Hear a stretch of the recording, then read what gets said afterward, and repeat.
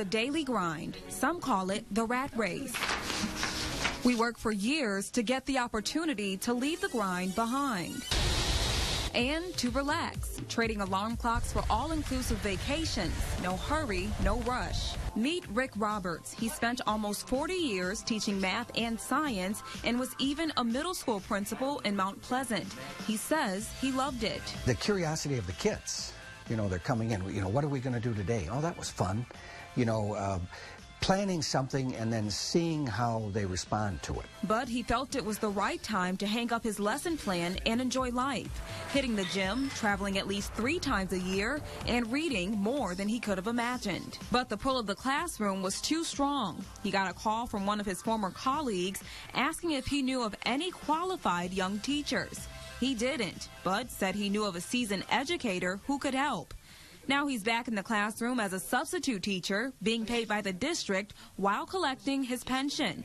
But is that legal? And should it be? Now, many people are asking the very same question about the head of the Michigan State Police, Colonel Christy Etchew. In October, Etchew announced her plans to retire, making her eligible for a one-time payment of $500,000 and a yearly pension of more than $90,000.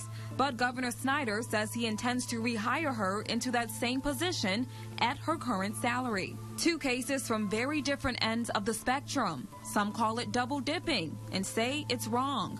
Others don't see a problem. I would totally still go back to work. I guess I'd be angry.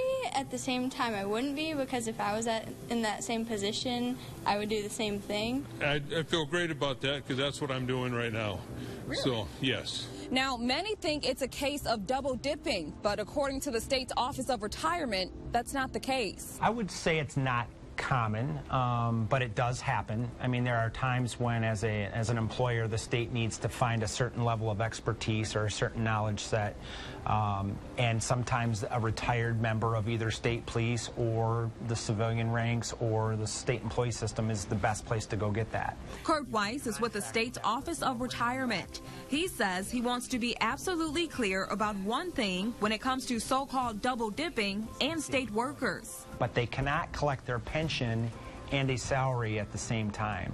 So this term you hear about double dipping all the time, the Retirement Act in the state of Michigan prevents double dipping. So Colonel Etchew would not be able to collect both her pension and salary. She can either retire and receive just her pension or return back to her position and earn just her salary. But what about Rick Roberts and other public school workers? What are the rules for them? State lawmakers are still trying to sort that out. But what we're after is making sure that we fill that hole for our kids with substitute teachers. Representative Holly Hughes introduced the bill last year aimed at filling the critical shortage in teachers. Now it allows retirees to still receive their pension while getting paid to substitute teach. That legislation is still working its way through the state legislature. 1,000 or 1,500 classrooms a day in Michigan going without a teacher is ridiculous. They may live down the street.